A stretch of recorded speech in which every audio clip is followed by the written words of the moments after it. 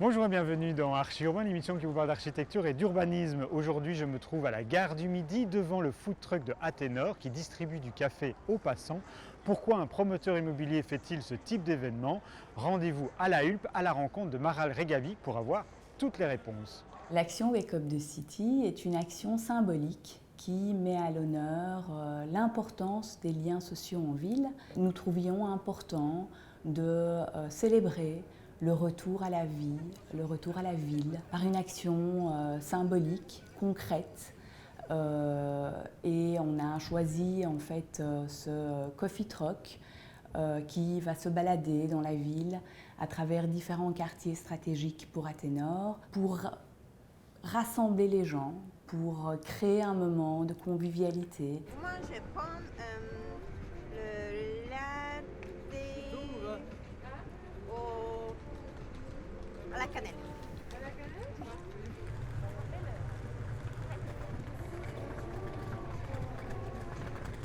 Merci Maral pour ce café et maintenant nous allons à Genappe à la rencontre de Alain Moreau qui a ouvert un lieu culturel qui s'appelle le Monty et là aussi on va parler de liens, de connexions entre ce lieu culturel et les habitants du quartier de la ville. Un lieu qui a été rénové par le bureau d'architecture Carbone avec beaucoup de débrouillardise. On va tout de suite à Genappe pour découvrir ce projet.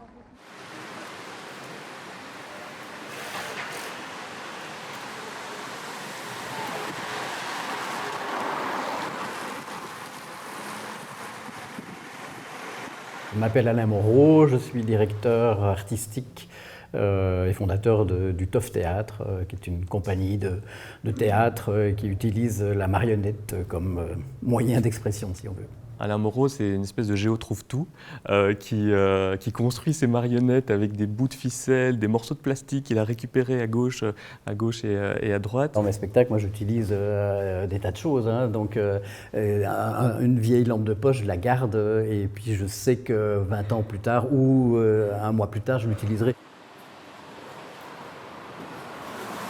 Nous sommes à Genappe, au Monty, qui est un ancien cinéma, et que nous avons investi d'abord en location il y a plus ou moins 20 ans, et avec la secrète envie de le retaper et d'en faire un réel lieu de culture, mais pas que. Un lieu de spectacle, un espace de répétition, un espace ouvert sur le quartier, un espace pour le quartier, pour les citoyens de la ville de Genappe. Le bâtiment est divisé en deux parties distinctes. À front de rue, on a un bâtiment art déco qui était la zone d'entrée et la zone d'accueil de l'ancien cinéma.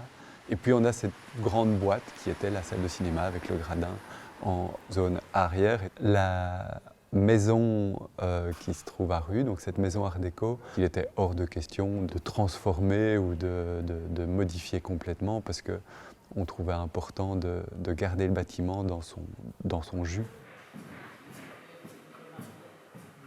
La première intervention, c'était d'abord de beaucoup échanger avec Alain au sujet du projet. Moi, j'avais mes envies, je voulais que le bar y ait plus de place, donc j'avais peut-être proposé qu'on puisse se glisser sous le gradin. Donc je crois qu'à un moment donné, moi je ne sais plus qui a proposé quoi, on a vraiment travaillé ensemble à partir de nos demandes et peut-être qu'une idée de Carbone m'a fait rebondir et a fait trouver une autre idée. Et il y a vraiment eu du ping-pong incessant. Nous, quand on intervient au début, on trouve en fait un bâtiment qui est fatigué, avec une charpente qui a cédé et un mur de façade qui est totalement instable. Et donc là, en fait, la première chose qu'on a dû faire dans l'urgence, ça a été de redonner un toit à ce bâtiment.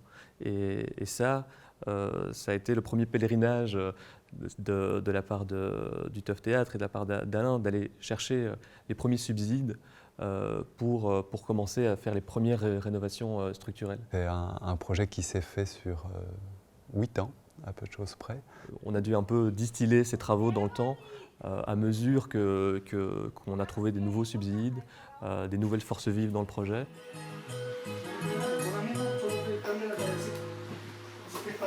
Comme les murs en fait, n'avaient plus aucune capacité portante, on a refait toute une structure en bois qui vient soutenir une nouvelle toiture qui rehausse un peu le volume et qui donne un peu plus de volume à la salle. Et cette grande structure bois indépendante, par le biais des coursives, en fait, vient retenir ces murs de façade qui sont plus qu'une simple peau pour le bâtiment. Et alors, on a un grand gradin en bois autoportant qui va de poutre à poutre pour accueillir le public de ce côté-ci et créer un espace de foyer pour le bar. À chaque fois que je reviens dans cette salle, je me sens juste bien. La structure en bois participe à l'expérience du lieu, à la qualité du lieu, à ce côté familial aussi, à ce côté grande maison, ouverte à tous. Je peux confirmer, on est en parfaite communication avec le public. Je ne sais pas ce qu'il fait, il y a une super bonne acoustique, une proximité, et je pense que le public aussi se sent bien. On pense que la même structure en béton aurait été beaucoup plus froide, beaucoup plus impersonnelle, peut-être moins appropriable aussi. Le bois a cette qualité de pouvoir facilement intervenir dessus, de pouvoir se fixer, de pouvoir rajouter des éléments. On a isolé aussi la toiture avec de la ouate de cellulose, qui est un produit issu finalement de déchets de papier. Pour nous, l'acte de construire a des répercussions. Et ces répercussions, on doit les mesurer. Et donc, on accorde toujours une très grande importance au choix des matériaux. J'aimerais aussi parler de la pertinence de rénover un lieu qui était déjà là. On parle souvent de la circularité comme étant de la récupération de matériaux pour construire des nouveaux bâtiments. Ici, l'essence même du projet, c'est d'utiliser un lieu qui est là, qui a des qualités, qui a des défauts, et de les valoriser au sein de ce projet. Et ici, on voit à quel point le fait de partir d'un lieu existant apporte une patine, apporte une histoire à un espace. Depuis lors, le projet nous a échappé. Depuis lors, le projet il est multiforme. Depuis lors, il n'y a pas une fois où on arrive et il n'y a pas un nouvel élément. Chaque fois qu'on vient, il y a un élément qui a été détourné, qui a été rapporté. Nous, on a livré un espace et eux, ils en font un lieu. Pour terminer cette émission Changement de décor, nous allons prendre le train pour aller à Paris, pour aller découvrir un auditoire éphémère qu'a construit Art & Build en bois lors du forum Construction Bois qui s'est tenu cet été dans la capitale française.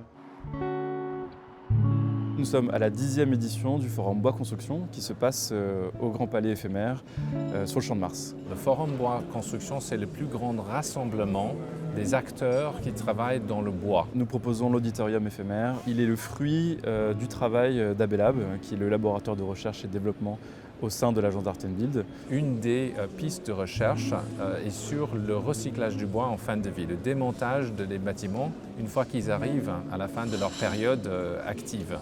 Donc c'est vraiment pour valoriser la fin de vie, pour donner une troisième vie au bois. Première vie, c'est la forêt. Deuxième vie, c'est l'architecture. Troisième vie, c'est autre chose. Avec l'outil numérique, on sait faire des structures absolument merveilleuses. Il émane aussi d'une technique, le CLT cintré à froid. C'était une façon de cintrer le bois, de changer la forme du bois en enlevant certains éléments. Le CLT, ça vient de l'anglais Cross Laminated Timber. Il s'agit de prendre les morceaux de bois massifs, qui sont en général d'une certaine épaisseur, entre 1 et 2 cm, et on les pose les uns sur les autres sur des couches successives. Et avec ce système de contre-collage, on utilise vraiment le maximum de la potentiel structurel du bois pour contribuer justement à un élément extrêmement rigide dans les deux sens, donc capable de porter à la fois dans un sens X et un sens Y. On avait déjà une application qui avait été testée lors des démonstrations forestières de la foire de Libremont et on avait effectivement créé une structure temporaire qui était un totem d'accueil. Aujourd'hui, c'est une nouvelle incarnation, c'est une nouvelle forme, c'est un nouveau procédé qui a été mis en place. On avait imaginé à un moment donné une sorte de grand cercle, mais avec le plan qui est évolué depuis plusieurs mois maintenant, avec les différents stands qui arrivent, on a décidé de respecter une sorte d'organisation assez parallèle, rectilinéaire et rectangulaire au centre de ce grand palais éphémère. Les modules font 5,25 m de haut par 2,40 m de large. Le CLT est fait de 6 cm d'épaisseur. On a 3 modules. On a des modules qui concernent les portes, on a des modules aussi qui concernent les angles, et on a aussi des modules qui concernent les parois linéaires. Chaque panneau pèse environ 400 kg, avec l'ensemble de l'accastillage et de la quincaillerie qui sont embarqués. Pour tenir le cintrage, la courbe dans la structure, il fallait faire appel à quelque chose.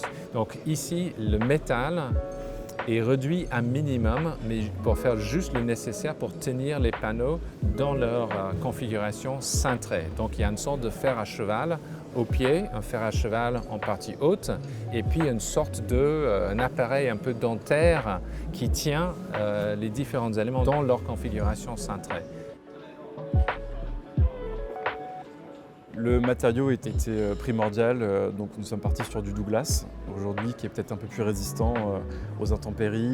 Nous n'avions absolument aucune idée des prochaines réincarnations du projet, donc il nous fallait maximiser les potentialités et garantir aussi une utilisation la plus pérenne pour cette structure. Avec à la fois les petites rainures dans les panneaux, avec les configurations, avec les espèces de demi-lunes qui sont face à face, on a une espèce d'effet de piège à sang qui permet justement de contrôler l'acoustique. On entend toujours finalement ce qui se passe à l'extérieur, le but n'étant pas de créer une paroi étanche ou imperméable à ce qui se passe, mais vraiment de pouvoir créer une intimité sans pour autant se déconnecter avec ce qui se passe à l'extérieur. C'est terminé pour aujourd'hui, on se retrouve dimanche prochain à 18h45 sur BX1 pour un nouvel épisode d'Archi Urbain. Merci beaucoup pour votre fidélité, à bientôt.